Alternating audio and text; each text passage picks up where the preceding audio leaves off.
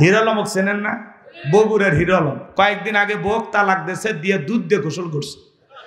সেই রিয়া মনি নাকি এখন ওর বিরুদ্ধে মামলা করছে। এখন হিরো আলমের বিরুদ্ধে গ্রেপ্তারি পরোয়ানা জারি হয়েছে। আমার মামলার আপডেট হচ্ছে যে আজকে তার জামিন হয়ে গেছে। এটা বেসিক্যালি হচ্ছে তো তেমন কোনো ইস্যু ছিল না। এই হিরো আলম কত আলোচনা আসলো, নির্বাচন করতে গিয়ে মার খায়, বইয়ের হাতে মার খায়, বউ তালাক দিয়ে দুধ দিয়ে গোসল করে, আবার সেই হিরো আলমকে নাকি গ্রেফতার করা হবে। আলোচিত একজন ব্যক্তি, বাপরে বাপ, এই দেশের মানুষ চেহারা যেমনই হোক সেও নাকি হিরো আলম। কথা কর। এরা কি করে? টিকটক ভিডিও বানায়, বিভিন্ন ভিডিও বানায়, সোশ্যাল মিডিয়াতে সাইরা কন্টেন্ট তৈরি করে পাবলিকের কাছে ভাইরাল হয়ে গেছে। এখন এই যুবক হিরো আলমের সাথে দেখা হলে কয়, প্লিজ ভাই একটা সেলফি। কথা না, এখন হিরো আলমকে গ্রেফতার করে যদি জেলখানায় নিয়ে যায়, জেলখানায় যায় সেলফি তুইল। রাগ করতেছেন নাকি আপনারা? তাহলে টিকটক আমাদের সমাজকে খাইছে। কথা বলে ঠিক না? দেশে টিকটক আসিয়া সব গেল বাসিয়া, সিদ্দিক সোরা নায়ক হইছে আইডি খুলিয়া, হিরো আলম নায়ক হইছে আইডি খুলিয়া। এই মোবাইলে হাই কি জাদু আছে ভাই, পোলা পান বইজাছে, পড়ালেখা তুইলা রাখছে সপ্তম আকাশে। এখন আর পড়াশোনা ভালো লাগে না, মন বসে না পড়ার টেবিলে, মন চলে যায় ফেসবুকের প্রেম বাগানে। কথা যুবক যুবতী নষ্ট হয়ে গেল বাজান, তরুণ তরুণী নষ্ট হয়ে গেল।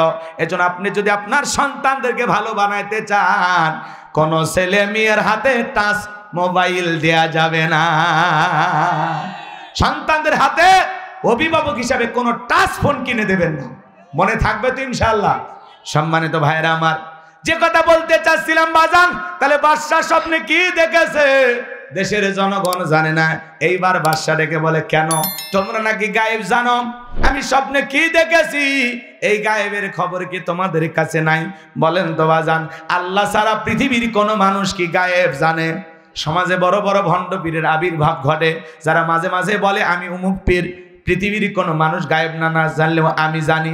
যেই পীর সাহেব বলবে আমি গায়েব জানি, ওই পীরকে ধরে নিয়ে যায় অন্ধকার রুমে আস্তা তার পিটাইয়া ছেড়ে দিবেন, আর বলবেন গায়েবী মার দিলাম, কারো কাছে বলবি না। আল্লাহ সারা পৃথিবীর কোনো মানুষ গায়েব জানে না। যদি কেউ দাবি করে আমি গায়েব জানি, নিঃসন্দেহে সে একটা ভণ্ড। এমনও দরবার আছে নামাজ নাই রোজা নাই, কথা বলেন না কেন? ভণ্ড পীরের দরবার আছে না নাই? আপনাদের এলাকায় নাই? ডুগি তবলা বাজায়া নারী পুরুষ একত্রে জিকির করে আছে না নাই? কয় পানির ভিতর জ্বললে বাতি ঝড় বাতাসেও নেবে না, ল্যাংটা বাবার মুরিদ হইলে নামাজ রোজা লাগে না। যে পীর সাহেব বলবে নামাজ রোজা লাগে না, ওরা পীর না, দাঁতকা শয়তান। এই পৃথিবীর এমন কোন নবী রাসূল নাই যে নবী রাসূল সালাত আদায় করে নাই। আর আপনার পীর বলতেছে নামাজ পড়া লাগবে না, সিজদার মতো একটা সিজদা দিবি, জান্নাত পার হয়ে জাহান্নামের গেটে পড়বি। এজন্য বাজান, ওই তালা বাবা, সালা বাবা, লাউ বাবা, কদু বাবা, শিকল বাবা, গামছা বাবা, ওই ভণ্ডদের কাছে যাওয়া যাবে না। ভণ্ড পীর যেখানে, আমরা নাই সেখানে। আল্লাহ বলেন অকুনু মাস সাদিকিন, তোমরা সত্যবাদীদের সঙ্গী হও। যে পীরের পা থেকে মাথা পর্যন্ত নবীর সুন্নত দিয়ে ঢাকা, যার চেহারার দিকে তাকাইলে আল্লাহর কথা স্মরণ হয়। পীর ছিল শাহজালাল, খানকাই পীর, রাজপথে বীর, নারাই তাকবীর হুঙ্কার দিয়েছে, গৌর গোবিন্দ পালাইতে বাধ্য হয়েছে। কথা বলেন ঠিক কিনা? আল্লাহওয়ালা এই জমিনে ছিল, আছে, থাকবে, কিন্তু আমাদের ভালো আল্লাহওয়ালা দরকার। কথা বলেন ঠিক কিনা? সামনের দিকে যাই বাজান, মনের মধ্যে কষ্ট নেবেন না। এইবার বাদশাটাকে বলে, শোনো, 7 দিনের আলটিমেটাম দিলাম, এই 7 দিনের মধ্যে আমি স্বপ্নে কি দেখেছি স্বপ্নের ব্যাখ্যাও বলতে হবে, না হলে 7 দিন পরে আমি তোমাদের সবাইকে শলিতে চড়াবো, ফাঁসি দিয়ে মারবো। জনগণ ডেকে বলে, বাদশা 7 দিন কেন, 7 বছর সময় যদি আমাদেরকে দেন, আপনি স্বপ্নে কি দেখেছেন এটা আমাদের পক্ষে বলা সম্ভব নয়। জেলার জেলখানা দিয়ে ঘটতেছে। পয়গম্বর ডেকে বলে, জেলার দেখে মনে হয় টেনশনে আছেন। জেলার সব ঘটনা খুলে বললো।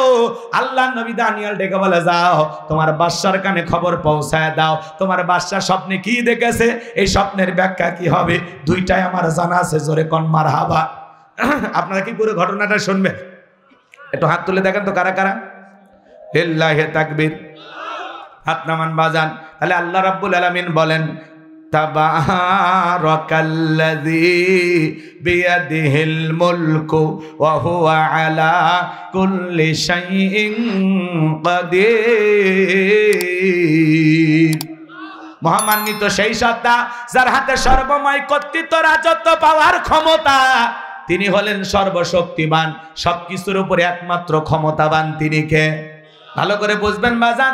পরের আয়াতে আল্লাহ রাব্বুল আলামিন বলেন, আল্লাযী খালাকাল মাউতা ওয়াল হায়াতা লিয়াবলুয়াকুম আইয়ুকুম আহসানু আমালা ওয়া হুয়াল আজিজুল গফুর। আরেকটু জোরে বলেন আল্লাহু আকবার। এই আয়াতের জন্য কি 10টা মিনিট আপনাদের কাছে আছে? 10টা মিনিট বাজান, পায়ে হাত দিয়ে অনুরোধ করি, ছোটাছুটি করবেন, একটু অপেক্ষা করেন। আল্লাহ তাআলা কি বলেন পরে আয়াতে দিল দিয়ে বুঝবেন। এই 10টা মিনিট আপনার জীবনকে পরিবর্তন করে দিতে পারে বাজান।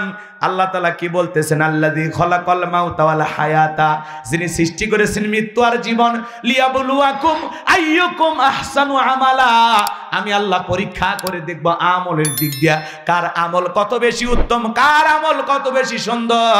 যার আমল ভালো তার আখিরাত ভালো, যার আমল খারাপ তার আখিরাত হয়ে যাবে বরবাদ। এর বাজান দিল দিয়ে কথাগুলো বুঝবেন। আল্লাহ বলেন, আল্লাযী খালাকাল মাউতা ওয়াল হায়াতা, যিনি সৃষ্টি করেছেন মৃত্যু আর জীবন। সর্বপ্রথম আল্লাহ মৃত্যুর কথা কেন বললেন?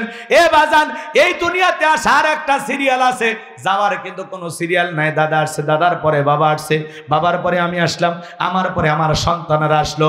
কিন্তু যাওয়ার বেলায় দাদার আগে নাতি চলে যায়, বাবার আগে সন্তান চলে যায়, বাবার কাঁধে সন্তানের লাশ। এটা পৃথিবীর সব চাইতে ভারী বোঝা। হে যুবক, একটা সন্তান দুনিয়াতে জন্ম নেবে 9-10 মাস আগে খবর পাওয়া যায়, কিন্তু একটা মানুষ দুনিয়ার থেকে বিদায় নেবে 9 সেকেন্ড আগেও জানা যায় না কার কখনো কোথায় মৃত্যু আছে। এই জন্য আল্লাহ রাব্বুল আলামিন বলেন, কুল্লু নাফসিন যায়িকাতুল মাউত, প্রত্যেক প্রাণীকে মৃত্যুর স্বাদ গ্রহণ করা লাগবে। মৃত্যুর স্বাদ হলো 2 প্রকারের। মিষ্টি খাইলে যেমন মিঠা লাগে, নিম পাতা খাইলে যেমন তিতা লাগে। যারা ঈমানদার তাদের মৃত্যু বড় মিঠা। মায়ের কোলে শিশু যেমন দুধ পান করতে করতে ঘুমের মধ্যে চলে যায়, যারা ঈমানদার আল্লাহর নেককার বান্দা তারা তেমনি ভাবে দুনিয়ার থেকে বিদায় নেবে, টেরও পাবে না। বলুন সুবহানাল্লাহ। আর যারা আল্লাহর অবাধ্য বান্দা, নাফরমান, আল্লাহর অবাধ্য গোলাম, ওরা যখন মৃত্যুবরণ করবে পা থেকে মাথা পর্যন্ত রুহুটা ছোটাছুটি করবে। দেখেন না বাজান, কত মানুষ মৃত্যুর সময় পেশাব পায়খানা করে দেয়। কত মানুষ দেখেন না চোখটা বড় বড় করে গালি দিতে দিতে মারা যায়। কত মানুষ দেখেন না মৃত্যুর 6 মাস আগে জবান বন্ধ হয়ে যায়। সন্তানেরা শরবত বানায়া মুখে তুলে দেয় চামচ দিয়া, গাল শিবে বেয়ে পড়ে যায়, খাওয়ারও শক্তি থাকে না। এ যুবক, মৃত্যুর যন্ত্রণা বড় কঠিন, মৃত্যু বড় ভয়ঙ্কর। মৃত্যু থেকে কেউ পালাইতে পারবে না। আল্লাহ বলেন, আইনা মা তাকুনু ইউদরিকুমুল মাউতু ওয়ালাউ কুনতুম ফি বুরুজিম মুশাইয়াদা। সূরা নিসার 78 নম্বর আয়াত। আল্লাহ ডেকে বলেন, যেখানে থাকো, যে অবস্থায় থাকো, মৃত্যু তোমাদেরকে ধরবেই। মৃত্যু থেকে পালানোর কোনো রাস্তা খোলা নাই। যুবক রে, সকালে মৃত্যু হবে না সন্ধ্যায় মৃত্যু হবে কেউ জানে না। সময়টা নির্ধারণ করা আছে, কিন্তু তোমার আমার জানা নাই। এই পৃথিবীর সকল ধর্মের মানুষ এই কথাটা সত্য বলে স্বীকার করে। জীবন যেহেতু আছে, মৃত্যুর স্বাদ সবাইকে ভোগ করতে হবে। মৃত্যু হলো চিরন্তন সত্য কথা। বেঁচে আসি এটাও অস্বাভাবিক, মৃত্যু হবে এটাই স্বাভাবিক। সবাইকে মারা যেতে হবে। এই দুনিয়া থাকার জায়গা না, এই পৃথিবীতে কেউ থাকতে পারবে না, সবাইকে যাওয়া লাগবে বাজান। কার মৃত্যু কখন হবে আমরা কেউ জানি না। মৃত্যু বড় ভয়ঙ্কর, মৃত্যুর যন্ত্রণা বড় কঠিন। আল্লাহ নবী ইদ্রিস আলাইহিস সালামকে জিজ্ঞাসা করা হয়েছিল, ও আল্লাহ নবী ইদ্রিস, আপনার কাছে মৃত্যুর যন্ত্রণা কেমন মনে হয়েছিল? ইদ্রিস আলাইহিস সালাম ডেকে বলেন, জ্যান্ত ছাগলের গা থেকে চামড়া খসাইলে ছাগলের যেমন কষ্ট হয়, মৃত্যুর যন্ত্রণা আমার কাছে তেমনি কষ্টকর মনে হয়। একজন নবীর কাছে যদি মৃত্যুর যন্ত্রণা এমন কষ্টকর মনে হয় বাজার, আপনার আমার মৃত্যুটা কত কঠিন, কত ভয়ঙ্কর হতে পারে। আল্লাহর পয়গাম্বর বিশ্বনবী অসুস্থ, নবী মাঝে মাঝে অসুস্থ হয়ে পড়তেছেন।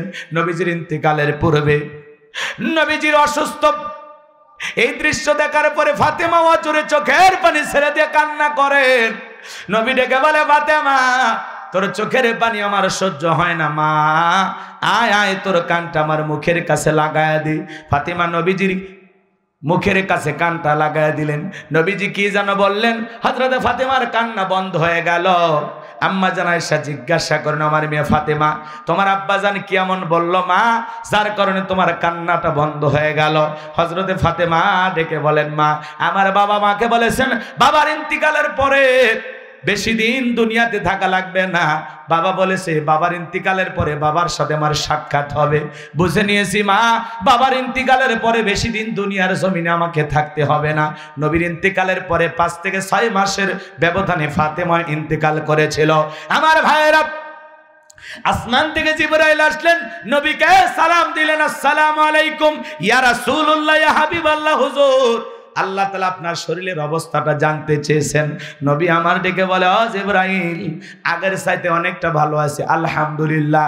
আল্লাহ জানার পরেও জানতে চায়, জানায়া দাও আমি আগের চাইতে ভালো আছি। কিছুক্ষণ পরে আবারও জিবরাইল আসলেন আর ডেকে বলে, নবী আজকে আসমান থেকে আমি একা আসি নাই, আমার সাথে আরেকজন ফেরেশতা এসেছেন যার নাম হলো মালাকুল মউত। পৃথিবীর কারো বাড়িতে ঢোকার পারমিশন লাগে না নবী, আপনার অনুমতির অপেক্ষায় দাঁড়িয়ে আছে।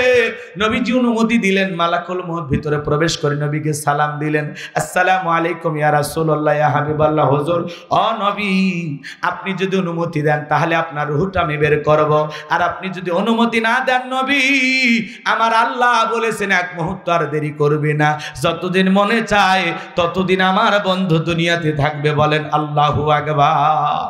ও নবী আপনি অনুমতি দিলে আপনার রূহটা আমি বের করব। আমার নবী বলে, মালাকুল মউত আজকে যদি ফিরাইয়া দে আর কি কোনোদিন আসবে না। ডেকে বলে, নবী যেহেতু জীবন আছে মৃত্যুর স্বাদ তো আপনাকেও একদিন ভোগ করাই লাগবে। আমার নবী বলে, তাহলে আর আসার দরকার না, আজকে তুমি তোমার দায়িত্ব পালন করতে পারো। জিবরাইল বলে, নবী আল্লাহ তাআলা আপনার দিদারের ইন্তজাম করতেছেন। আমার নবী যখন মালাকুল মউতকে অনুমতি দিলেন, নবীজির রূহ মোবারক বের করার জন্য যখন মালাকুল মউত নবীজির বুকের উপরে হাত রেখে দিয়েছেন, নবীজি অঝরে চোখের পানি ছেড়ে দিয়ে কান্না করতে লাগলেন আর দেখে বলে, আজরাইল আজরাইল রে সহ্য করতে পারি না, তাড়াতাড়ি বুকের উপর থেকে হাতটা নামাইয়া নে। এ মালাকুল মউত এই যদি হয় মৃত্যুর যন্ত্রণা আমার উম্মতেরা সহ্য করতে পারবে না। মৃত্যুর আগে উম্মতের কথা বলে না, কেমন নবী পাইছে। মালাকুল মউত ডেকে বলে, নবী বিশ্বাস করেন এই পৃথিবীর সবচাইতে কম কষ্ট দিয়া আপনার রূহটা আমি বের করার চেষ্টা করতেছি। আমার আল্লাহ বারবার বলেছেন, মালাকুল মউত রে এমন একজন মানুষের রূহ বের করার জন্য আজকে যাবি যেই মানুষটাকে আমি আল্লাহ বড় বেশি ভালোবাসি। আমার বন্ধুর সাথে যেন বেয়াদবি না হয়। বিশ্বাস করেন গো নবী এই দুনিয়ার সব চাইতে কম কষ্ট দিয়া আপনার রূহটা বের করার চেষ্টা করতেছি। আমার নবী ডেকে বলে, মালাকুল মউত এই যদি হয় মৃত্যুর যন্ত্রণা সব চাইতে কম কষ্ট, না জানি আমার উম্মতের কত বেশি কষ্ট হবে। এ মালাকুল মউত আমারে কথা দে, আমার উম্মতের রূহ বের করার সময় কষ্ট দিবি না। মালাকুল মউত ডেকে বলে, নবী যারা আপনার রেখে যাওয়া আদর্শ মোতাবেক চলবে, আল্লাহর বিধান মোতাবেক চলবে, যারা নেককার মুত্তাকি হবে গো নবী কথা দিলাম তাদের রূহটা বের করার সময় তারা যেন কম কষ্ট পায়, আমি তাদের প্রতি ইহসান করব, দয়া করব যাতে কম কষ্ট হয়। নবীজির রূহটা বের করার জন্য যখন মালাকুল মউত দ্বিতীয়বার নবীজির বুকের উপরে হাত রেখে দিয়েছে, নবী আবারও চোখের পানি ছেড়ে দিয়া কাঁদে আর ডেকে বলে, আজরাইল রে আর সহ্য হয় না, বুকের উপর থেকে হাতটা নামায় আনে। আমার নবী বলে, মালাকুল মউত রে তুমি যখন আমার বুকের উপরে হাত রেখে দাও আমার কাছে মনে হয় উহুদ পাহাড়টা আমার বুকের উপরে চেপে ধরা হচ্ছে। এ বাজান আবার তৃতীয়বার হাত রাখলেন নবীজির রূহটা এখন বের করবেন এমন মুহূর্তে নবীজি কয়েকটি কথা বললেন উম্মতের উদ্দেশ্যে। নবীজি শেষ যেই মেসেজটা দিলেন, শেষ যেই বার্তাটা দিলেন, শেষ যেই কথাটা বললেন, আমার উম্মতেরা আসসালাত আসসালাত, নামাজ নামাজ সাইরুনা। নবীজি রূহটা বের হয়ে যাচ্ছে এমন সময়ও নবী উম্মতের উদ্দেশ্যে বলে গেলেন, ও আমার উম্মতেরা আসসালাত আসসালাত, নামাজ নামাজ নামাজ সাইরুনা। অনগর বদল গাছির মুসলমান ভাইরা, নবীজির জীবনের শেষ কথাটা কি আপনারা আমল করতে পারবেন? পারবেন? কারা কারা জীবনে কোনোদিন নামাজ ছাড়বেন না? দুই হাত তুলে আল্লাহকে দেখান। আল্লাহ আমাদের সবাইকে 5 ওয়াক্ত নামাজ মসজিদে গিয়ে জামাতের সহিত আদায় করার তৌফিক দান করুন। চিল্লা বলেন আমিন। আর একটু জোরে বলেন আমিন। আমার ভাইরা, এখনো সময় আছে, এই সময়টা আমাদের কাজে লাগাইতে হবে। আল্লাহ বলেন, আল্লাযী খলাকাল মাউতা ওয়াল হায়াতা, যিনি সৃষ্টি করেছেন মৃত্যু আর জীবন, লিয়াবলুয়াকুম আইয়ুকুম আহসানু আমালা, আমি আল্লাহ পরীক্ষা করে দেখব আমলের দিক দিয়ে তোমাদের মধ্যে সবচাইতে উত্তম আমল কারা করেছে, কার আমল কত বেশি সুন্দর, কার আমল সবচেয়ে বেশি ভালো। এই দুনিয়াটা হলো পরীক্ষা দেওয়ার জায়গা বাজান। এই পরীক্ষার ফলাফল পাবো আমরা কিয়ামতের ময়দানে। কথা বলেন না কেন? এই জন্য দুনিয়াতে বসে থাকার কোনো সুযোগ নাই। আল্লাহ হায়াতের জিন্দিগিতে যে কয়টা দিন আমাদেরকে দেবেন, হায়াতের জিন্দিগিতে যেটুকু সময় আমরা পাবো, এটুকু সময় মালিকের গোলামি করে কাটানোর দরকার আছে না নাই? জোরে বলেন, দরকার আছে না নাই? আমার ভাইয়েরা, এই তরুণ যুবকেরা, দুনিয়াটা মিছেই সংসার সংসার কইরা দুনিয়ার জীবনে আমরা কত কিছুই না করলাম। আল্লাহ বলেন, বাল তুসিরুনাল হায়াতাদ দুনিয়া ওয়াল আখিরাতু খায়রু ওয়া আবকা, তোমরা দুনিয়ার জীবনকে প্রাধান্য দিচ্ছ অথচ আখিরাতের জিন্দেগিগুলো চিরস্থায়ী। যেই জীবনের শুরু আছে শেষ নাই, সেই জিন্দেগির জন্য কিছু করার দরকার আছে না নাই? যুবক, তুমি যদি 7 দিনের সফরে কক্সবাজার যাও, তোমার একটা ব্যাগ থাকে, ওই ব্যাগের ভিতরে প্রয়োজনীয় কাপড় থাকে, প্রেমিকার ডায়েরি থাকে, মোবাইল নাম্বার, চার্জার, অনেক কিছু থাকে। 7 দিনের সফরের জন্য যদি একটা ব্যাগ লাগে, সফরের যে বের হওয়ার জন্য যদি একটা ব্যাগ লাগে, পরকাল নামক সফরে আপনি আমি যাব, যেই জিন্দেগির শুরু আছে শেষ নাই, সেই পরকাল সফরের জন্য একটা আমলের ব্যাগ রেডি করার দরকার আছে না নাই?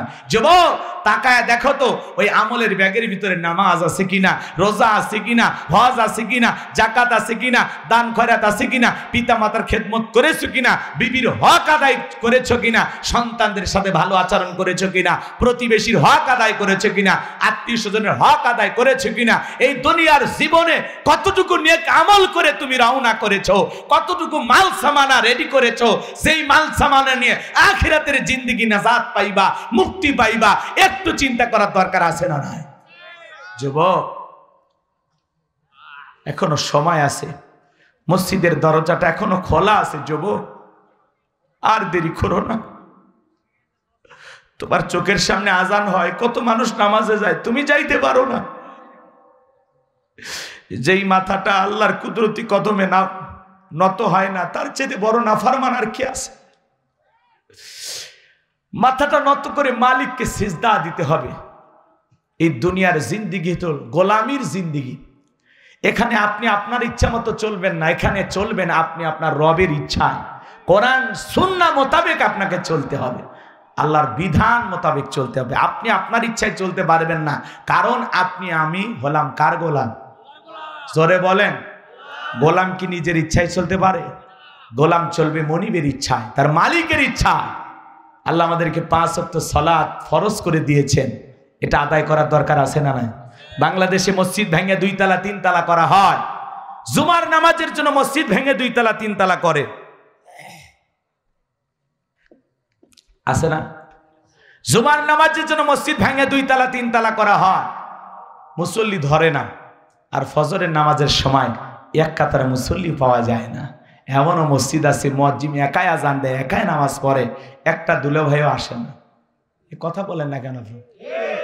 আজকের মাহফিল থেকে যদি একজন মানুষও নামাজি হয়, একজন মানুষও নিজের জীবনকে পরিবর্তন করে, এই মাহফিলকে কবুল করবেন কে? অনেক রাত হয়েছে, আমি আর আপনাদেরকে কষ্ট দিতে চাচ্ছি না। কষ্ট পাচ্ছেন আমার কথা?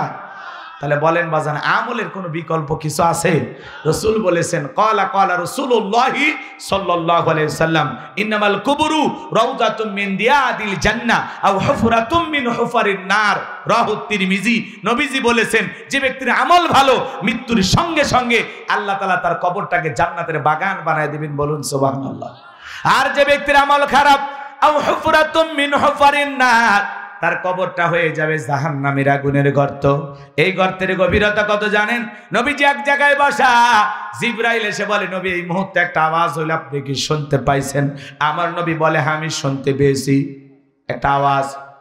জিবরাইল বলে, নবী আজ থেকে ৭০ বছর আগে জাহান্নামের গর্তের মুখে আল্লাহ একটা পাথর ছেড়ে দিয়েছেন, এই মাত্র জাহান্নামের তলদেশে গিয়ে পাথরটা পৌঁছাইল।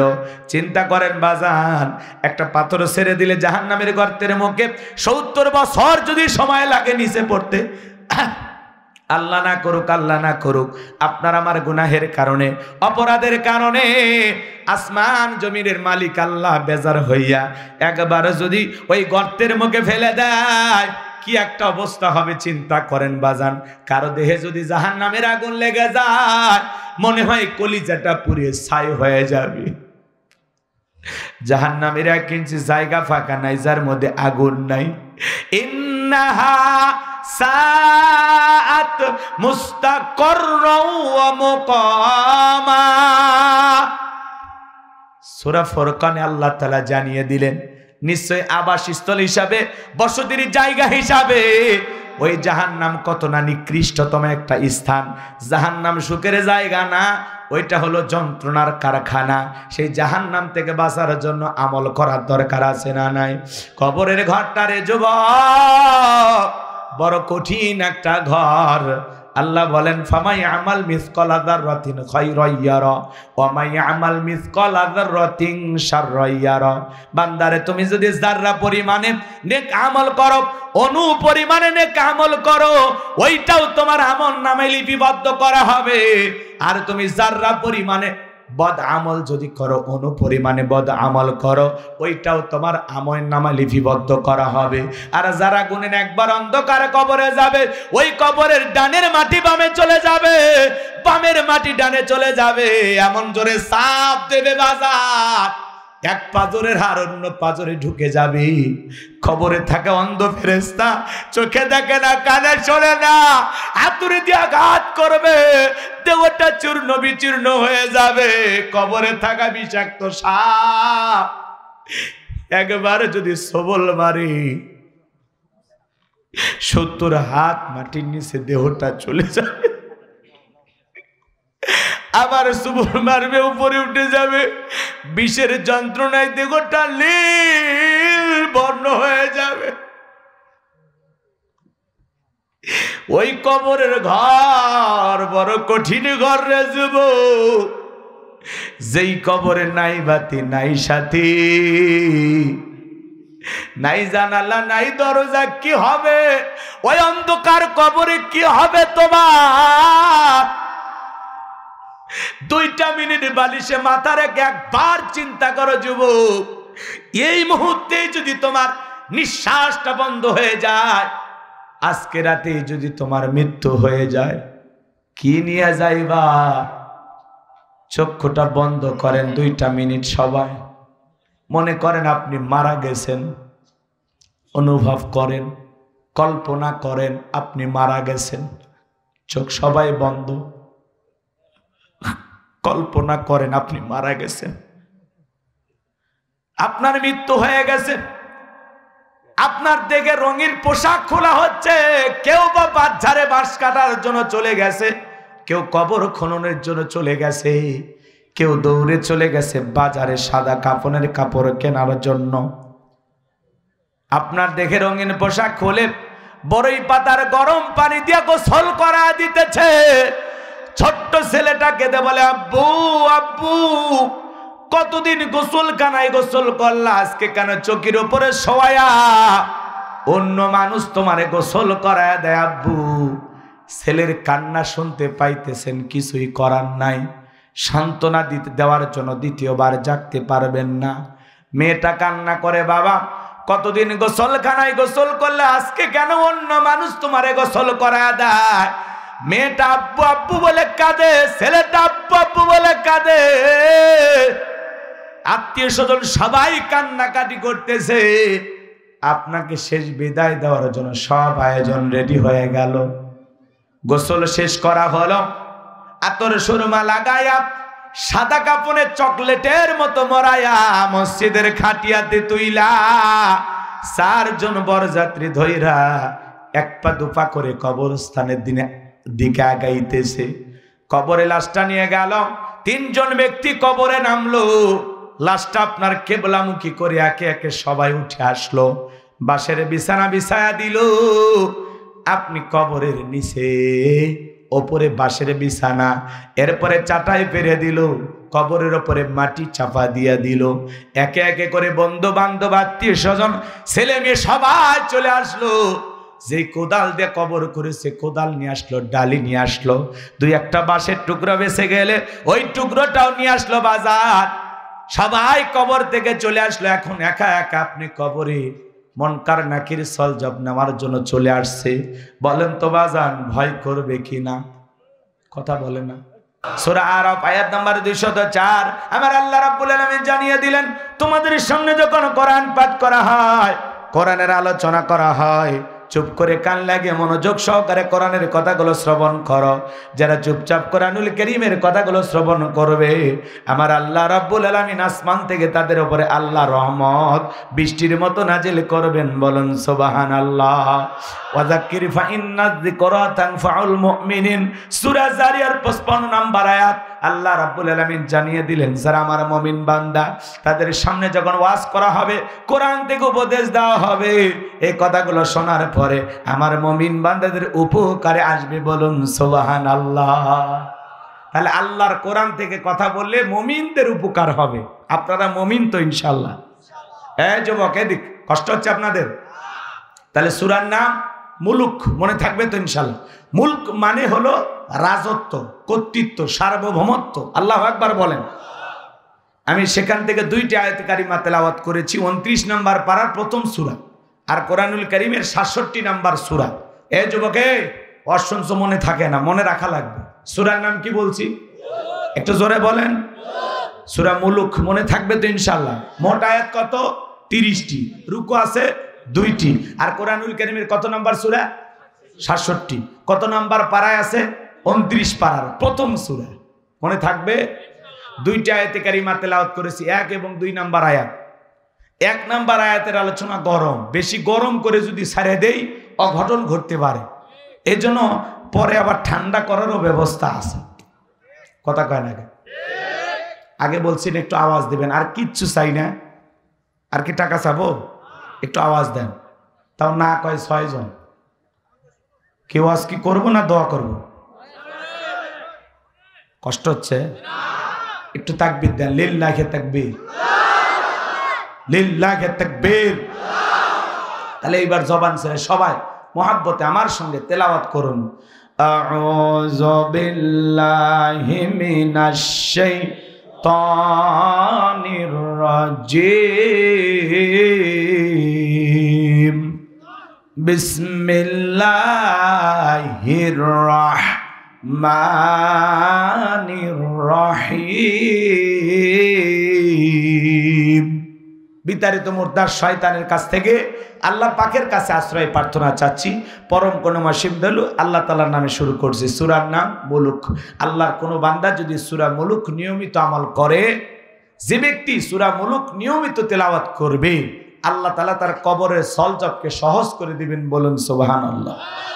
শুধু তাই নয় আমার ভাইয়েরা, সূরা মুলুক যদি আল্লাহর কোনো বান্দা নিয়মিত তেলাওয়াত করে, নিয়মিত আমল করতে পারে, কিয়ামতের ময়দানে এই সূরাটি তিলাওয়াতকারী ব্যক্তির পক্ষে আল্লাহর দরবারে সুপারিশ করবেন। বলুন সুবহানাল্লাহ।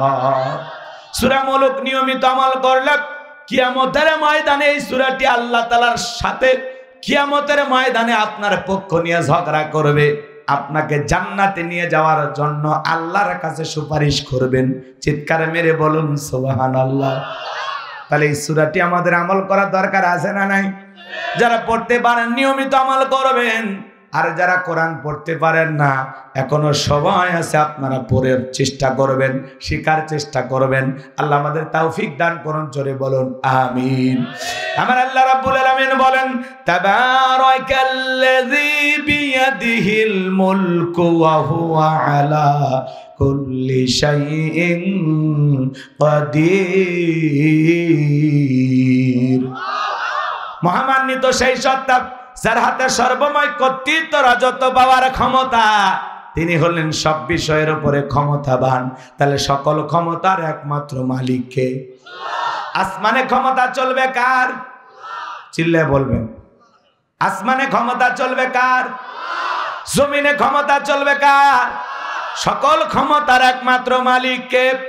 আসমান জমিনের একচ্ছত্র মালিকানা কার?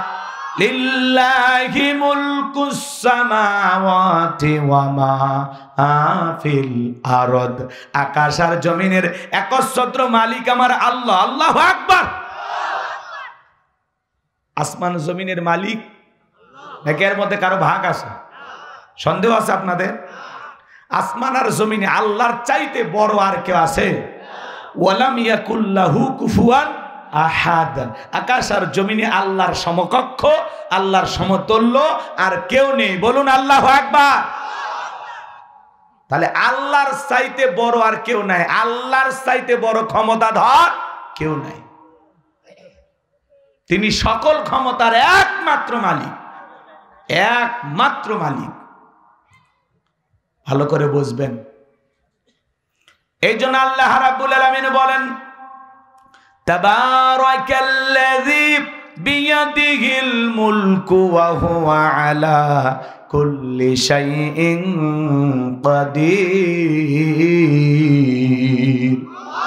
মহামান্বিত সেই সত্তা যার হাতে সর্বময় কর্তৃত্ব রাজত্ব পাওয়ার ক্ষমতা, তিনি হলেন সব বিষয়ের উপরে ক্ষমতাবান, তিনি হলেন সর্বশক্তিমান। বলুন আল্লাহু আকবার। তাহলে সকল ক্ষমতার একমাত্র মালিক কে? তাহলে আসমান আর জমিনে আল্লাহর চাইতে বড় ক্ষমতা ধরার কেউ নাই। যারা বলে ক্ষমতার উৎস জনগণ, ওরা জনগণকে পান দিয়ে ফুলায়। আসলে ক্ষমতার উৎস জনগণ নয়, ক্ষমতার একমাত্র মালিক আমার আল্লাহ। কিন্তু পৃথিবীর জমিনে যারা ক্ষমতার চেয়ারে বসে, এরা কি? দিল দিয়ে কথাগুলো বুঝবেন। আপনাদের এলাকার একটা ছেলে যদি চাকরি করার জন্য ঢাকায় যায়, ৫-৭-১০ বছরও যদি ঢাকায় থাকে, একটা বাসা যদি ভাড়া নিয়ে থাকে, ছেলেটার পরিচয় হলো কি? ভাড়াটিয়া।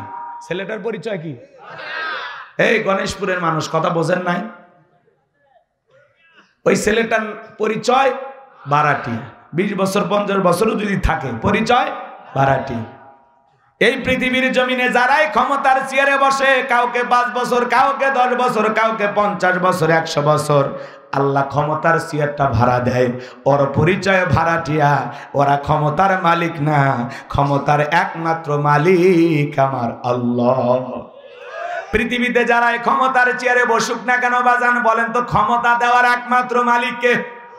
আল্লাহ রাব্বুল আলামিন বলেন কুলিল্লাহুম্মা মালিকাল মুলকি তুতিল মুলকা মান তাশাউ ওয়া তানজিউল মুলকা মিম্মান তাশাউ ওয়া তুইজ্জু মান তাশাউ ওয়া তুযিল্লু মান তাশাউ বিয়াদিকাল খায়র ইন্নাকা আলা কুল্লি শাইইন কাদির।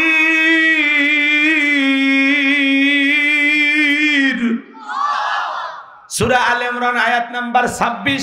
আল্লাহ রাব্বুল আলামিন জানায়া দিলেন, রাজত্ব দেওয়ার মালিক আমি আল্লাহ, ক্ষমতার চেয়ারে বসানোর মালিক কে? ক্ষমতার চেয়ারে বসাইলে লোকটাকে সম্মান দেওয়া হয় এমনটা নয়। ক্ষমতার সম্মান দুইটা ভিন্ন জিনিস। এই পৃথিবীর জমিনে অনেক মানুষকে ক্ষমতার চেয়ারে বসাইয়াও বেয়াদবি করার কারণে, দাম্ভিকতা অহংকার করার কারণে জুতার বাড়ি খাওয়াইয়া ক্ষমতার চেয়ার থেকে বিদায় করছেন। তিনি কে? কথা বলেন। আজ কি বুঝতেছেন? খালি নরম হজ করলে হবি না, অবস্থা এখন নরম না, অবস্থা এখন গরম। কথা কন নাকি আপনারা? শোনে, ক্ষমতার চেয়ারে বসায়া পৃথিবীর জমিনে অনেক মানুষকে আল্লাহ জুতার বাড়ি খাওয়াইছে। কথা বলেন? বেয়াদবি করছিল, নমরুদকে জুতার বাড়ি খাওয়ায় ক্ষমতার চেয়ার থেকে বিদায় করছে কে? বুশকে জুতার বাড়ি খাওয়াইছে কে?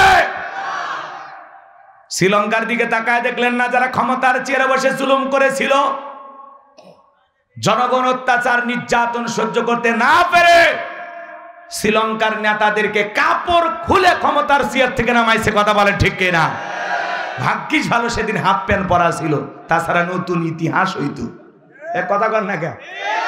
কয়েকদিন আগে নেপালের প্রেসিডেন্ট পালাইছে না, নেপালের প্রধানমন্ত্রী পালাইছে। কথা বলেন না কেন?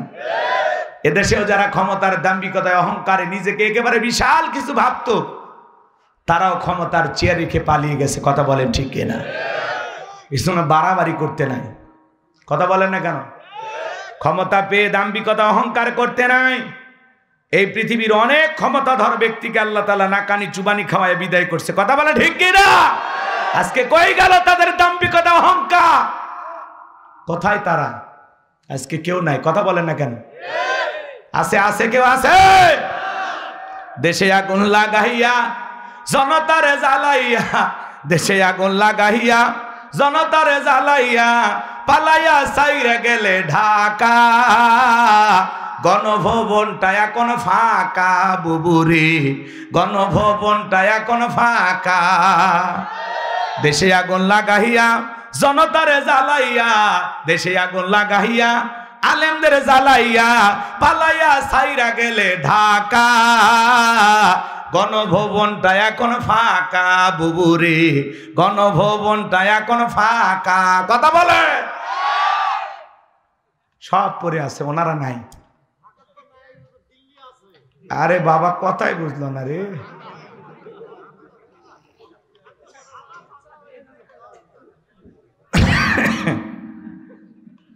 সাইরা গেছে ঢাকা, দিল্লিতে করছে দেখাই তো, ও তো বুঝছি। এটাকে নতুন করে বলা লাগবে, উনি আবার আসবে, কালকে ঢুকবে এই দেশে, রেডি থাকেন। 13 নভেম্বর আসিতেছে সাবেক প্রধানমন্ত্রী। কোন দিক দিয়ে যে শর্ট করে ঢুকবে আমার তো টেনশনই আছে। তবে দেশের মানুষ দেশে আসুক, মেয়ে মানুষ, তার উপর আবার বিধবা, কতদিন বাইরে থাকবে? আসুক না ভাই। এদেশ ওনার বাবার, এই দেশ ওনার স্বামী, এদেশের অনেক উন্নয়ন উনি করেছেন, আসুক। কথা কয় না কে? আরে ভাই, যারা পালিয়ে যায় এরা কখনো আসে? জোরে বলেন না কেন? পৃথিবীর ইতিহাসে এরকম ঘটনা ঘটেনি।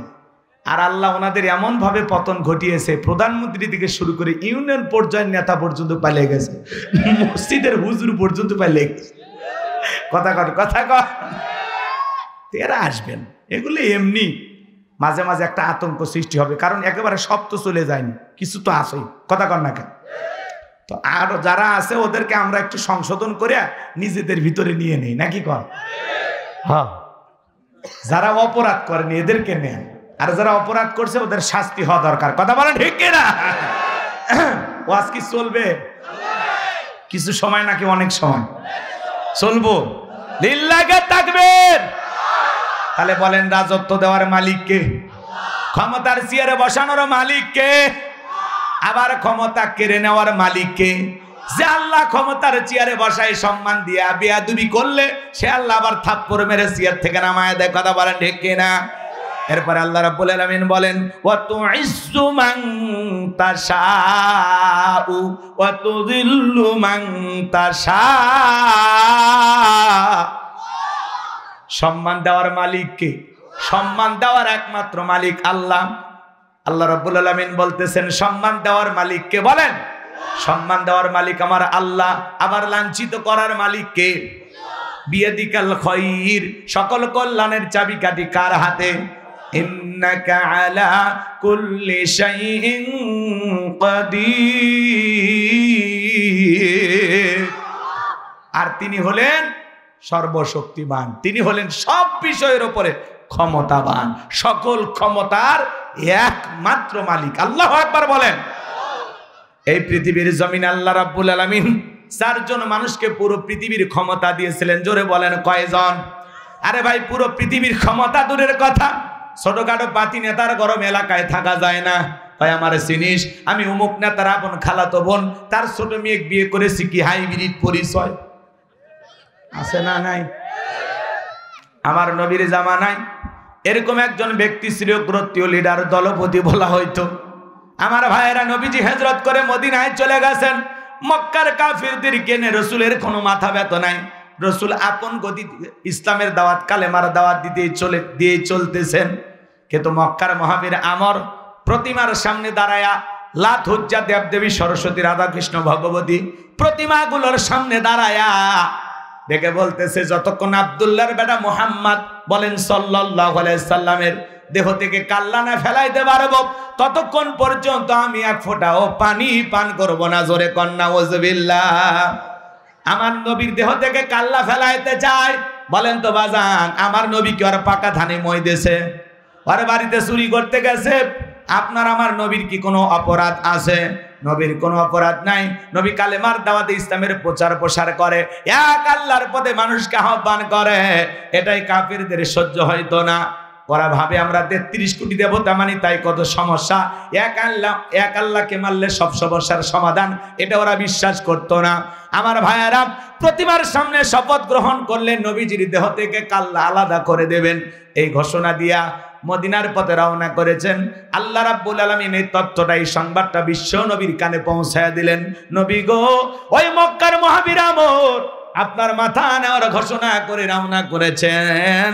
এই কথা শোনার পর নবী আমার টেনশনে পড়ে গেলেন, কি করা যায়? সাহাবায়ে কেরামদেরকে বললেন, ও আমার সাহাবীরা, মক্কার মহাবীর আমর আমার মাথা নেওয়ার ঘোষণা করে রওনা করেছে, তোমরাই বলো কি করা যায়? হযরত ওসমান রাদিয়াল্লাহু তাআলা ডেকে বলেন, নবী আপনি আল্লাহর এত বড় পয়গম্বর, আপনি আল্লাহর কাছে দোয়া করেন, ওই মক্কার মহাবীর আমর আপনার কাছে পৌঁছার আগে ওরা হাত পাল্লা যেন প্যারালাইজ করে দেয়, আপনার কাছে পৌঁছানোর ক্ষমতা যেন না থাকে। নরম মানুষ দোয়ার পক্ষে। এই কথা শোনার পরে আল্লাহ রাসূল হাত তুলে দোয়া করা শুরু করে দিলেন, আল্লাহ ওই মক্কার মহাবীর আমর আমার কাছে পৌঁছার আগে ওর হাত পা প্যারালাইজ করে দেন। বলতে দেরি, আসমান থেকে আল্লাহ জিবরাইলকে পাঠাইতে দেরি করলেন না। আমার আল্লাহ বলে, জিবরাইল আর করিস না দেরি, আমার নবীজিকে জানায়া দাও তাড়াতাড়ি। আমি আল্লাহ রাব্বুল আলামিন শুধু 2 হাত দোয়া করার জন্য দেই নাই, মাঝে মাঝে জালিম আর বেঈমানদেরকে সাইজ করার জন্য ওই 2 হাতে লাঠিও তুলে নেওয়া লাগবে। বলেন আল্লাহু আকবার। নবী তখন হাত মুখে না লাগাইয়া হাঁটুর উপরে রেখে দিলেন। আমরা অনেকে দোয়া করি, অনেকে দোয়া করে আর এরকম দড়ি পাকায়। চাচা বোঝেন না, আগেকার মুরব্বীর এরকম দড়ি পাকাইতো। অনেকে মোনাজাত করে আর এরকম পেশার মাপে। আছে না নাই? সব জায়গায় কি দোয়া দিয়ে কাজ হয়? এই গ্রামের নাম বলবো না, অন্য আর একটা গ্রামের নাম বলবো না, এই গ্রামের নাম না বলে ভালো। এমনিতে আপনারা কাষ্টকারীর মানুষ, খালি ওই আকারটা বাদ দিলে কষ্টের গাড়ি হয় নাকি কন? হ্যাঁ, রাগ করতেছেন তো? মনে করেন পাশে একটা গ্রাম আছে মাহমুদপুর, এমনি নাম বললাম উদাহরণ দেওয়ার জন্য। আছে, মিলে গেছে তাহলে, ঠিক আছে। মনে করেন এই মাহমুদপুরে প্রতিদিন চুরি হয়, টাকা পয়সা চুরি হয়, গহনা গাড়ি চুরি হয়, গরু ছাগল চুরি হয়, এমনকি মাঝে মাঝে সুন্দরী বউ চুরি হয়। চোরের অত্যাচারে গ্রামে থাকা কঠিন। একজন 5 বিবি বা নওগাঁ বদলগাছি বাজার থেকে মনে করেন 5-10 কেজি জিলেপি নিয়ে এসে এশার নামাজ পড়ে হুজুরকে বলতেছে, হুজুর একটু দোয়া করেন চোরের হাত থেকে যেন আল্লাহ এই গ্রামের মানুষকে হেফাজত করে। হুজুর এইবার জিলেপি পায়া এশার নামাজ পড়ে দোয়া করে, বলে আল্লাহ চোরের হাত থেকে মাহমুদপুরের মানুষের টাকা পয়সা, ধন দৌলত, গহনা ঘাটিকে হেফাজত করো। চোর জিলেপি খাওয়ার আশায় মসজিদে এসে হাত তুলে কয় আমিন আমিন। আচ্ছা বলেন তো বাজান, চুরি বন্ধ করতে গেলে কি দোয়া দিয়ে কাজ হবে? ওই মাহমুদপুরের ইমাম সাহেব যদি বলতে, এই মাহমুদপুরের যুবকেরা, এই গ্রামে ঢোকার 4টা রাস্তা আছে, এই 4 রাস্তার মোড়ে প্রত্যেকটা মোড়ে মোড়ে 10 জন করে যুবক বাংলার লাঠি নিয়ে দাঁড়ায় থাকবা, চোরকে দেখা মাত্র ওই লাঠিতে এমন পিটান পিটাইবা যাতে 6 মাসে মাজা সোজা না করতে পারে। চোরকে হাত তুলে আমিন কইতো নাকি তওবা করে ভালো হইতো? তাহলে চুরি বন্ধ করতে গেলে মুনাজাত দিয়ে বন্ধ হবে না, চুরি বন্ধ করতে গেলে লাগবে আল্লাহর আইন। কথা বলে ঠিক কিনা? জাযাম বিমা কাসাবা নাকালাম মিনাল্লাহ। সূরা মাইদার 38 নম্বর আয়াতে আল্লাহ আইন দিয়েছেন, চোর পুরুষ হোক আর নারী হোক, আল্লাহর বিধান, আল্লাহর ফয়সালা। অপরাধ যদি প্রমাণিত হয় চোরের হাত কেটে দাও। একটা চোরের হাত কেটে বাইতুল মোকাররমের সামনে নিয়ে এসে সোশ্যাল মিডিয়াতে যদি ফলাও করে প্রচার করা হতো, প্রত্যেকটা চ্যানেলে 2-3 ঘন্টা পরে ওই ভিডিও ফুটেজ যদি দেখানো হতো যে বাংলার পার্লামেন্টে আইন পাস করা হয়েছে, চুরি করলে হাত কেটে দেওয়া হবে, একটা চোরের হাত কেটে খালি বিচার করেন, বাংলাদেশের সব চোরেরা তওবা করে আল্লাহর ওলি হয়ে যাবে। কথা বলেন ঠিক কিনা? কিন্তু কে শোনে কার কথা? আজও গেল না মনের ব্যথা। এখন উচিত কথা যদি কই, পিঠের ওপর দিয়া যাবি মই। এ আনন্দে কিছু লোক কিনে খাবে বগুড়ার স্পেশাল দই। যত 10 নন্দ ঘোষ, 70টা বললে 10, করলে মান্নাইয়ের প্রতিবাদ। নামটা হবে তোমার মৌলবাদ, নামটা হবে তোমার জঙ্গিবাদ। কথা বলেন। আপনার ট্যাগ লাগাবে মৌলবাদ, জঙ্গিবাদ, রাজাকারের তকমা লাগাই দেবে। ও আর সুযোগ নাই। এগুলো স্লোগান শুনতে শুনতে মানুষের মুখস্থ হয়ে গেছে, এগুলো মানুষ আর বিশ্বাস করে না। তার মানে মুরব্বী আমার সাথে একমত, রাজাকার রাজাকার খেলার দিন শেষ, মৌলবাদ মৌলবাদ স্লোগান দেওয়ার দিন শেষ, জঙ্গির নাটক সাজানোর দিন শেষ। আগামীতে ইসলামের বাংলাদেশ। এই জন্য আলেমদেরকে আর মিথ্যা অপবাদ দিয়া, তহমত দিয়া, উল্টা পাল্টা মন্তব্য করে এদেশের আলেমদেরকে আর লাঞ্ছিত করা যাবে। কষ্ট হইতেছে আমার কথা। সম্মানিত ভাইরা আমার, নেতা কেন আল্লাহর আইন চালু করে না? কারণ জানে এই হাত দিয়ে আমি যে পরিমাণে দুর্নীতি করছি, প্রথম হাত নেতারটা কাটা যাবে। কার হাত? এই জন্য নেতা আল্লাহর আইন চালু করে না। গ্রাম অঞ্চলে মা বোনেরা বলে না সরিষায় ভোদে পোলা পান। আপনারা তো অস্থির হয়েছেন, মাদ্রাসায় যাইবা? যাক যাক বাবা যাও। আচ্ছা, আপনারা অস্থির হচ্ছেন, অন্তত 12টা পর্যন্ত একটু ধৈর্য নিয়ে থাকেন, তারপরে ভালো না লাগলে দোয়া করে দেব। লিল্লাহি তাকবীর। আমার ভাইরা, তাহলে চুরি বন্ধ করতে হলে লাগবে কার আইন? আল্লাহর আইন। এই সমাজে চালু আছে? নাই, কিন্তু চালু করার দরকার আছে না নাই? কারা কারা এই জমিনে আল্লাহর আইন চান? একটু হাত তুলে দেখান তো দেখি। লিল্লাহি তাকবীর। আল্লাহ এই জমিনকে ইসলামের জন্য কবুল করুন। একটু জোরে বলেন আমিন। সম্মানিত ভাইয়েরা আমার, লম্বা করার কোনো সুযোগ নাই। নবী আমার হাত নামায় ফেললেন, টেনশনে বলে গেলেন কি করা যায়। জিবরাইল ডেকে বলে, নবী সাহাবায়ে কিরামদের মধ্যে ঘোষণা করেন এমন কেউ কি আছে যে মক্কার মহাবীর আমরের মোকাবেলা করবে? নবী তখন ডেকে বলেন, আমার সাহাবীরা, মক্কার মহাবীর আমর আমার মাথা নেওয়ার ঘোষণা করে রওনা করেছে। তোমাদের মধ্যে এমন কেউ কি আছো যে মক্কার মহাবীর আমরের মোকাবেলা করাবা? নবীর কোন সাহাবী দাঁড়ায় না। কিছু সময় পরে হযরত আলী দাঁড়িয়ে গেলেন। বলুন আল্লাহু আকবার। নবী ডেকে বলে, আলী রে, কেন তুমি দাঁড়াইছো? তুমি কি জানো ওই মক্কার মহাবীর আমর এক বেলা খাবার খায় 21 কেজি, 3.5 মণ ওজনের তরবারি যুদ্ধ করো, এত বড় বীরের সামনে তুমি কেমনে যাইবা? ও আলী তুমি বসে পড়ো। নবীজি দ্বিতীয়বার বললেন, আবার হযরত আলী দাঁড়িয়ে গেছেন। নবীজি তখন তৃতীয়বার বলেন, আবার হযরত আলী দাঁড়িয়ে গেছেন। নবী তখন দুইটা হাত বাড়ায় বলে, আলী রে আয় আয় আমার বুকের ভিতরে আয়। এই কথা বলে হযরত আলীকে নবী বুকের সঙ্গে জড়ায় নিলেন। আর ডেকে বলে, আলী এত বড় বীরের সামনে যাইবি, তোর জানি কি একটু মায়া দয়া লাগে না? একটু কি ভয় করে না? হযরত আলী ডেকে বলে, নবী আমার ভিতরের ঈমান বলতেছে ওই মক্কার মহাবীর আমর আপনার চেহারা দেখার আগে ওরে আমি জমিন থেকে বিদায় করে দেব। বলেন আল্লাহু আকবার। এই বাহার নবী ডেকে বলে, আলী খালি হাতে দোয়া করলে হবে না। ওসমান তোমার বাড়িতে কি তরবারি আছে? হযরত ওসমান ডেকে বলে, হ্যাঁ আমার বাড়িতে একটা তরবারি আছে, 27 ইঞ্চি লম্বা। নবী ডেকে বলে, যাও তরবারিটি নিয়ে আসো। হযরত ওসমান তরবারি নিয়ে আসলেন। এখন তো তরবারি কথা শুনলে আমাদেরকে জঙ্গি বলে। কথা বলেন ঠিক কিনা? হযরত আলীর হাতে নবীজি তরবারি ধরায় দিলেন। হযরত আলী তরবারি পায়ে মারছে দৌড়। দৌড়াইতে দৌড়াইতে দৌড়াইতে আমরের মুখোমুখি যখন হয়ে গেছে, এইবার হযরত আলীকে দেখা মাত্রই আমর ডেকে বলে, কি রে পিচ্চি আলী, তুই কেন আমার সামনে? হযরত আলী বলতেছে, পিচ্চি না কি পরে বুঝাইতেছে, কোন আল্লাহু আকবার। কথা আছে ছোট মরিচের ঝাল বেশি। বাড়িতে ঢুকছে চোর, বাড়িওয়ালা ল্যাংরা, দুইটা পা নাই, কিছু না পারুক, খালি জবান দিয়ে যদি একবার আওয়াজ দেয়, কে রে? চোর থাকবি না, ভাগে দৌড় মারবি। একটা আওয়াজে অনেক কিছু ঘটে।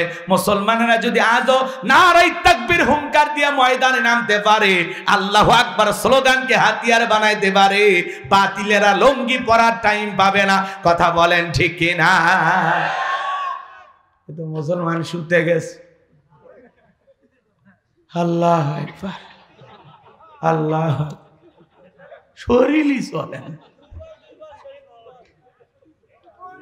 লিল্লাহে তাকবীর, আওয়াজ হলো লিল্লাহে তাকবীর, কোন মতে হয়েছে। একটু সচেতন হন। নারায়ে তাকবীর, আল্লাহু আকবার হুঙ্কার শুনে বাতিলের থর থর করে কাঁপবে। আপনার আওয়াজে একটা দেশ জয় হয়ে যাবে। কথা কন না কেন? যুদ্ধ করা লাগবে না, জীবনও দেওয়া লাগবে না, খালি কণ্ঠ দেন, আওয়াজ দেন, আমরা মুসলমান রে, কি মনে করিস?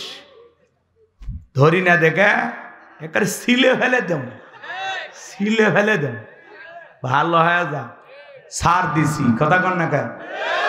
মুসলমান ধরে ধরে না, যেদিন ধরবে বাঘের থাবা ফেল। কথা কন ডেকে না, একেবারে কলজে পর্যন্ত সিলে ফেলবে।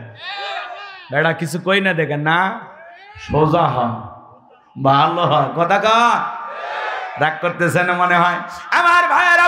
হযরত আলী এইবার তরবারি দিয়ে দাগ টানতেছেন আর একটা দোয়া পড়তেছেন। এই দোয়াটা যদি আপনারা পরে বাড়ির চতুর্দিকে ফু দিতে পারেন, বড় বড় দুর্ঘটনার হাত থেকে আল্লাহ আপনার ঘরকে হেফাজত করবেন।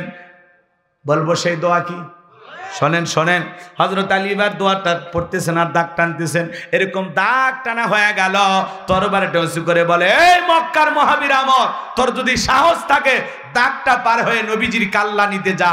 এ আয় আয়, খেলা হবে, আয় আয়, দাগটা পার হ। আল্লাহু আকবার বলে। হযরত আলী যখন হুঙ্কার মারছে, আমর থরথর করে কাঁপা শুরু করছে। হযরত আলী আর আমর বাজা বাজা ভাব। পুরো ঘটনাটাই শুনবেন। কথা কেন শুনবেন? কারা কারা একটু হাত তোলেন তো দেখি। লিল্লাহে তাকবীর, হাত নামান আমার ভাইয়েরা। গভীর মনোযোগ দিয়ে কথাগুলো শুনবেন। আমি যে কথা বলতে চাচ্ছিলাম বাজান, পুরো পৃথিবীর ক্ষমতা আল্লাহ রাব্বুল আলামিন 4 জন মানুষকে দিয়েছিলেন। এর মধ্যে 2 জন ইমানদার আর 2 জন হলো কাফের। 2 জন ইমানদারের মধ্যে একজন হলো পয়গাম্বর, নাম হলো সুলাইমান।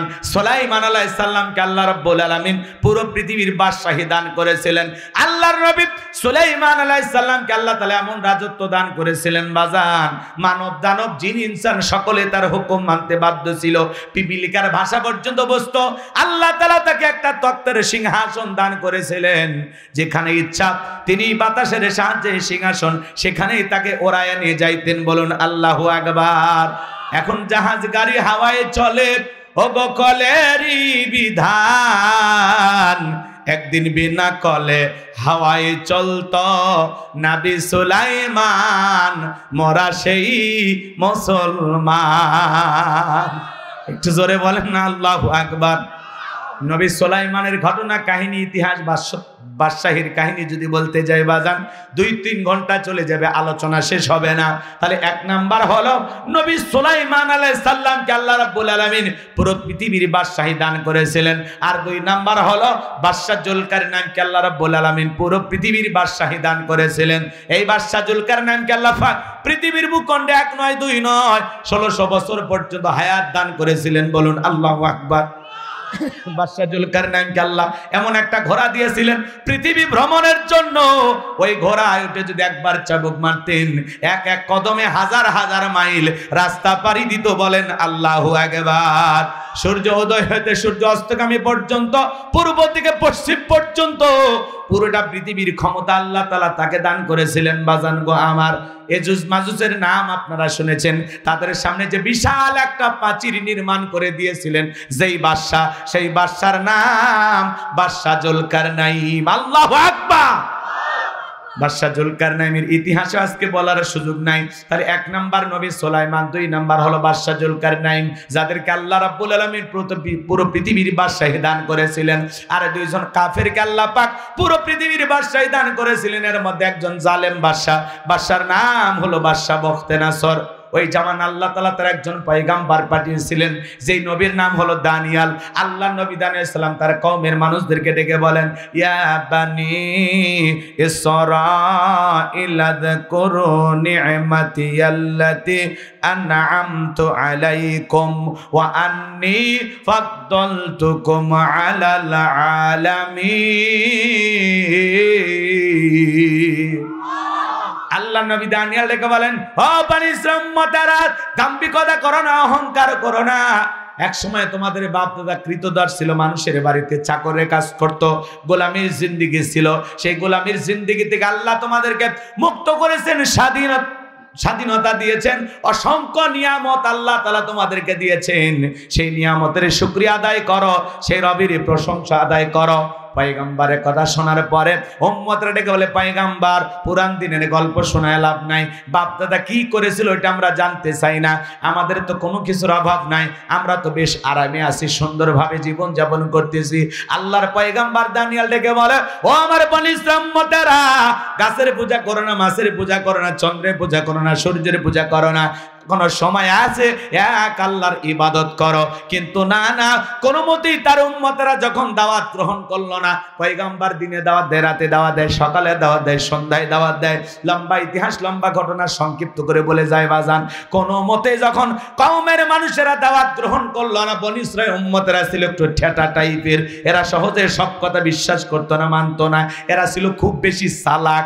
আল্লাহর পয়গম্বর যখন পরিশেষে বলল, শোনো, কোন কওমের মানুষ, কোন জাতির মানুষ যদি দাম্ভিকতা করে, অহংকার করে, আল্লাহ রাব্বুল আলামিন তখন ওই কওমের মানুষকে সাইজ করার জন্য দুই ধরনের আযাব আর গজব পাঠায়। এক নাম্বার হলো আসমান আর জমিনের আযাব গজব দিয়ে আল্লাহ তাদেরকে ধ্বংস করে দেয়, আর না হয় তাদের ভাগ্যে জালেম শাসক পাঠায়া দেয়। দেশের জনগণ হবে যেমন, দেশের নেতাও হবে তেমন। ভালো করে বোঝার চেষ্টা করবেন বাজান, সামনে গেলে মজা পাবেন। আমি যে কথা বলতে চাচ্ছিলাম, আল্লাহ রাব্বুল আলামিন তখন ওই বনি ইসরাইলের কওমের উপরে জালেম বাদশা বখতেনাসরকে পাঠায়া দিল। বাদশা বখতেনাসর ক্ষমতার চেয়ারে বসার পরে হাজার হাজার নিরপরাধ মানুষকে গ্রেফতার করতে লাগলেন। শুধু তাই নয়, আল্লাহর নবী দানিয়েল আলাইহিস সালাম সহ তার ৭০,০০০ উম্মতকে জেলখানায় বন্দী করলেন। আজও দেখবেন বাজান, আজও দেখবেন যারা নাইবে রাসূলের ভূমিকা পালন করে, কোরআন সুন্নাহর সঠিক দাওয়াত দেয়, মাঝে মাঝে তাদেরকেও জেলখানায় ঢোকানো হয়। নবীরা যদি জেলখানায় যায়, কথা কন না কেন? নবীদের চাইতে উত্তম মানুষ পৃথিবীতে আর কেউ আছে? নবী জেলখানা, আর আমার মতো ২-৪টা মৌলবী হুজুর যদি জেলখানায় যায়, সমস্যাটা কি? জেলখানায় গেলে আলেমদের সম্মান কমে না বাড়ে? এদেশের আলেমেরা জেলখানায় যায়, আর যারা আলেমদেরকে মহাব্বত করে ওরা যায় নামাজে আল্লাহর কাছে কাঁদে, নফল রোজা রেখে দোয়া করে। কথা বলেন, এদেশের মানুষ আলেমদেরকে কলিজা দিয়ে মহাব্বত করে, এদেশের মানুষ আলেমদেরকে অনেক শ্রদ্ধা করে, ভক্তি করে, ভালোবাসে। কথা বলেন, ভালো বিছানাপত্র দেয় না, তারপরে মাটির উপরে বসে বসে হাজার হাজার মানুষ কোরআনের কথা শুনে। এক একজন বক্তার মাহফিলে হাজার হাজার লক্ষ লক্ষ মানুষের ঢল নামে।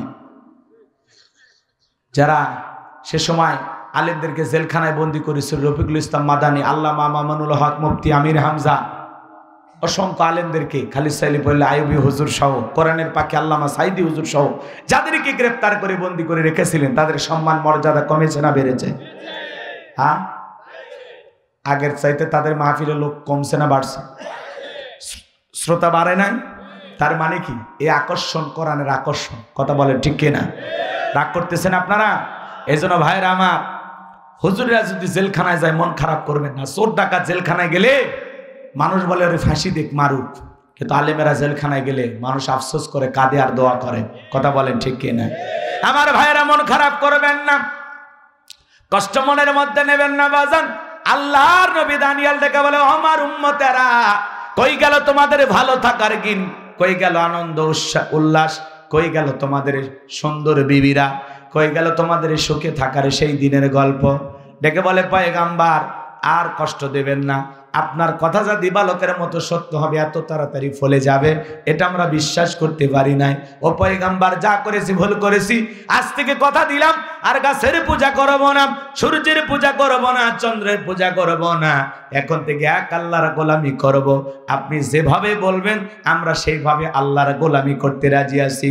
আল্লাহ নবী দানিয়েল ডেকে বলে, শোনো, সত্যি যদি তোমরা তওবা করে ফিরে আসতে চাও, রাত 12টার পরে যখন আমি আল্লাহ বলে ডাক দিব, আমার সঙ্গে তোমরা সবাই ঘুম থেকে জাগ্রত হইয়া আল্লাহ বলে ডাক দিবা। একমাত্র আল্লাহ পারে জালেমের জেলখানা থেকে মুক্ত করার ব্যবস্থা করে দিতে।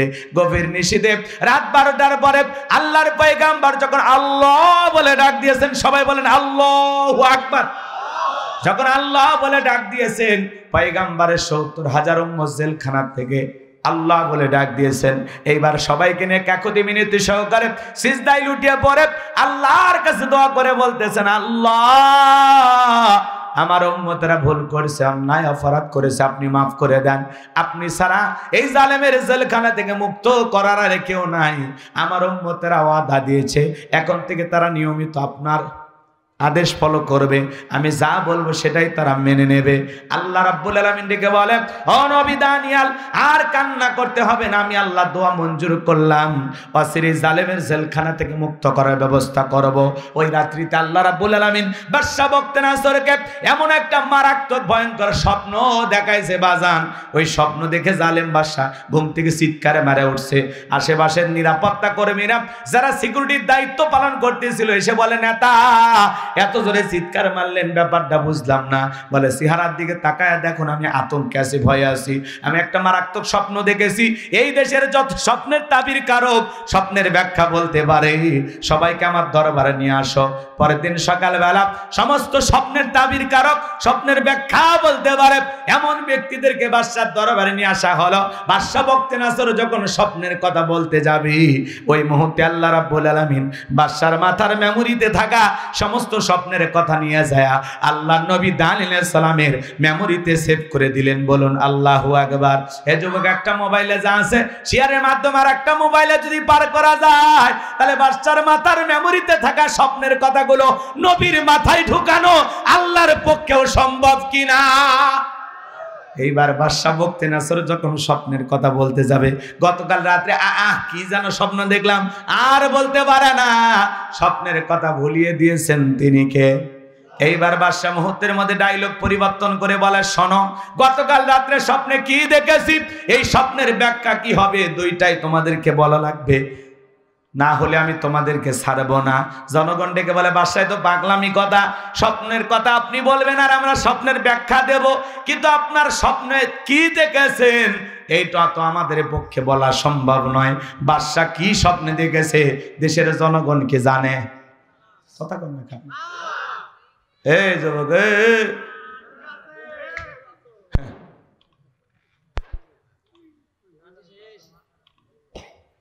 এতই অস্থির আপনারা।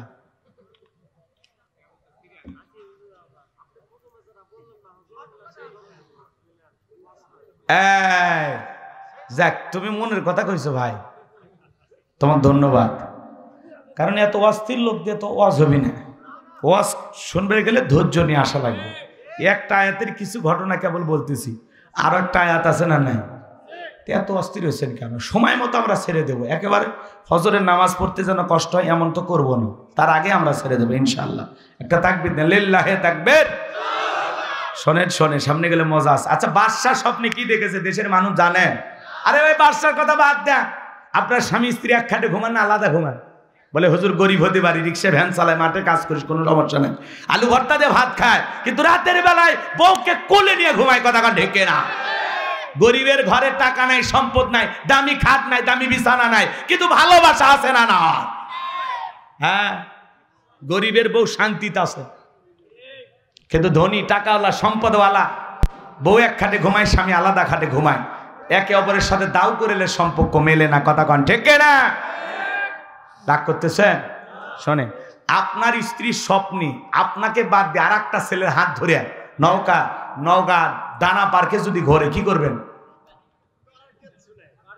কিছু করার নাই, বাটাম ফাটাবেন, মারিয়ে হেল দিবেন, মারার দরকার নাই, মার্ডার হবে, কথা কয় না কে? মারার দরকার নাই, মার্ডার হবে। আর মার্ডার হলে কি হবে? থানায় মামলা হবে, জেলে যাওয়া লাগবে। অত দূর যাবেন কে? পাগলির জন্য জেলখানা যাওয়া লাগবে? কথা কন নাকি আপনারা? এই জন্য শোনেন, আপনার বউ স্বপ্নে আর একটা ছেলের সাথে পার্কে ঘুরতেছে, কিন্তু আপনি তো টের পান না, ওটা তো স্বপ্নের ঘটনা। বউ কি স্বপ্নে দেখে আপনি তো জানেন না। আবার আপনি স্বপ্নে আপনার বউকে বাদ দিয়া আর একটা ছেলে আর একটা মেয়ের হাত ধইরা যদি পার্কে ঘোরাঘুরি করেন, আপনার বউ যদি টের পায় কি করবে? কি হলো? বসেন, এখানে বসেন।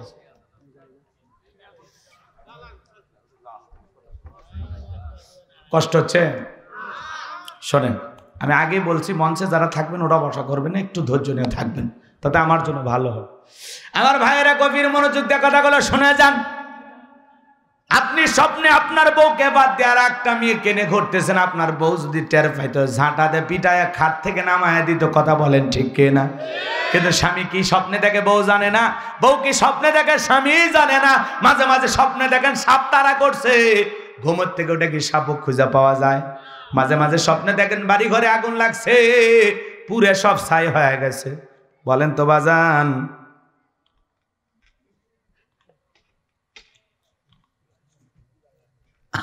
রাগ করছেন?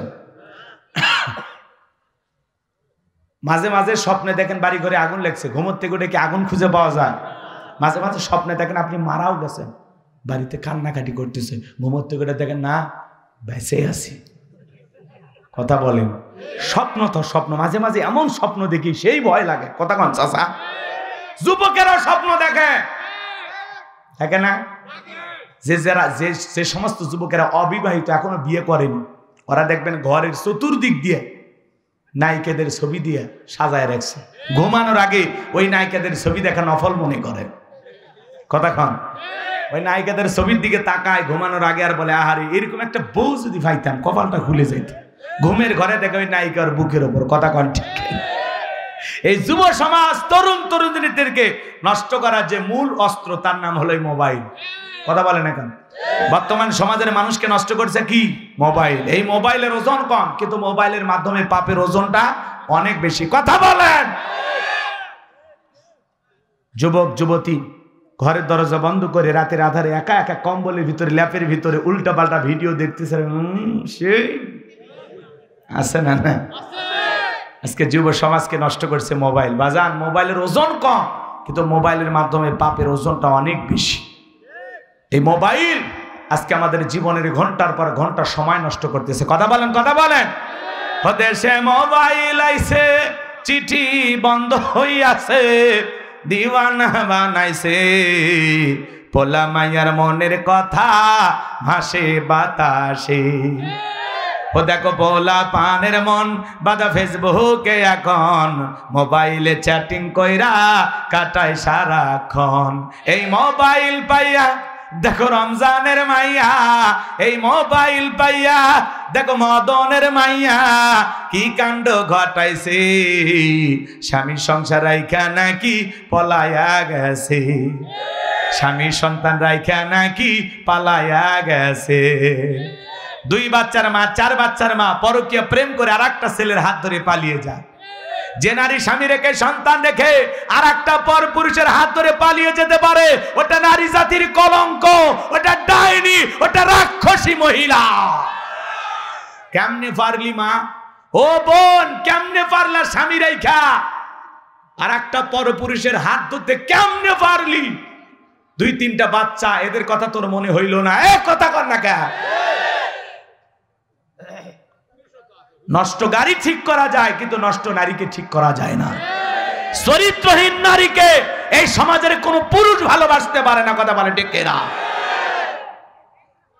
নারী এক আজব জিনিস, বুঝতে পারলে নিয়ামত, না বুঝতে পারলে কিয়ামত। কথা বলেন না কেন? আপনারা বলতেছেন হুজুর ছেলেদেরও দোষ আছে। আরে বেটা, দোষের দিক দিয়ে 100% মহিলারাই গিয়ে। কথা কন না আপনারা? কারণ নারীরা যদি না চায়, হাজারো পুরুষ তার দরজায় খটখটায় কোনো লাভ হবে না। কিন্তু এখনকার মা বোনেরা দরজা খুলে বসে আছে। কথা কন? একটু পর পুরুষের সাথে মেশার জন্য, একটু কথা বলার জন্য নিজের স্বামীর সাথে ভালো ব্যবহার করে না। কথা কন? চাকরের মতো গোলামের মতো স্বামীর সাথে তুচ্ছ তাচ্ছিল্য করে ব্যবহার করে। আর রাস্তাঘাটের পর পুরুষকে দেখলে কি মায়াবী সুর, কোথা থেকে এসেছেন, কোথায় যাবেন, আপনাকে চেনা চেনা লাগে, আছে না? না, পরপুরুষক দেখলে কি রোমান্টিক সুর, কি মায়াবী আওয়াজ। আর স্বামীর সাথে সরো তো ভাল লাগে না, জীবনটা জ্বালায় মারছে। তোর মতো পুরুষের সাথে বিয়ে হয়া কপাল পুড়ছে রে, কপাল পুড়ছে আমার। কথা কন, কপাল তোর পড়েনি, তোর সাথে বিয়ে হয়া তোর বিয়ে করে আমার কপাল পুড়ছে। এটা বলতে পারবেন না যে আমার মতো মফিজ দেখে তোরে বিয়ে করছি, তাছাড়া তোর ভাগ্যে স্বামীও যুক্ত না। এগুলো আমরা বলতে পারি না। নারীদের স্বভাব হলো বেশি বেশি অভিশাপ দেয়া। আর এদেরকে যতই দেন, 30 বছর আপনি ভালোবাসা দিলেন, 30 বছরীদের মার্কেট করে দিলেন, 1 বছরও যদি বলেন সেলিনা এবার ব্যবসা বাণিজ্য খারাপ, কি যে হয়, তোমার একটা 3 পিসও কিনে দিতে পারি কিনা, কোন বছর দিছ? প্রত্যেকটা বার তোমার সাথে ঝগড়া করে কাপড় নেওয়া লাগছে। আর একটা বার শান্তি মতো আমার কাপড় দিয়েছো, ঈদের মার্কেট করবে দিয়েছো, তোমার সাথে বিয়ে হয়া আমার কপাল পুড়ছে। আমার ছোট বোন কি শান্তিতে আছে, স্বামীর কাছে যখন যা চায় তাই দেয়, আর তুমি ঈদের আসার আগে আপনি তখন এ চুপ রে, কিস্তি তুলে হলে তো মার্কেট করে দেবো, চুপ। তোর কথা শুনে মনে হয় আমি ফাঁসি দিয়ে মর্ম। দেখেছেন না কত স্বামী আত্মহত্যা করে মারা যাচ্ছে, খালি বইয়ের কষ্টের কারণ। সেদিন এক মুয়াজ্জিম মসজিদে ইমামতি করে, বইয়ের জ্বালা যন্ত্রণা সহ্য করতে না পারে একটা মুয়াজ্জিম ইমামতি করে, সেই হুজুরে মরছে। যদিও এই পদ্ধতিটা ঠিক না, কথা বলেন না কেন? নিজের প্রতি জুলুম করা যাবে না, আত্মহত্যা করে মৃত্যুবরণ করা যাবে না। তাহলে তো নিজেকে জাহান্নামে নিয়ে গেলেন, কি দরকার? বউ ডিস্টার্ব করতেছে, 3টা কথা বলে দেন, 1 2 3, যা বাপের বাড়ি চলে যা। কথা খান না কেন? তাই বলে বাচ্চা কাচ্চা আছে এইভাবে ডিস্টার্ব করিয়েন না, কারণ ওই বাচ্চাগুলোকে আবার দেখবে কি। কথা কি বুঝতে পারতেছেন? তাহলে এই পরকের অভিশাপে আমাদের সমাজটা পুরো শেষ হয়ে যাচ্ছে। হাজার হাজার নারী পুরুষ এখনো পরকের প্রেমে আসক্ত, কথা বলেন ঠিক কিনা? হাজার হাজার পরিবার আজকে নিঃস্ব হচ্ছে। করোনা ভাইরাসের সাথে বড় ভাইরাসের নাম এই পরকীয়া প্রেম। শুধু নারীদের দোষ দেব না, পুরুষেরও দোষ আছে। এই যুবক তোমাকেই বলছি, তোমাদেরকে বলছি, তোমার স্ত্রীর সাথে যদি কেউ পরকীয়া প্রেম করে মাইনে নেবা? যারা কথা কয় না এরা মানে ভালোবাসা শেয়ার করবে। এই আপনি কি দুর্বল পুরুষ? তাহলে একটু জোরে বলেন না কেন?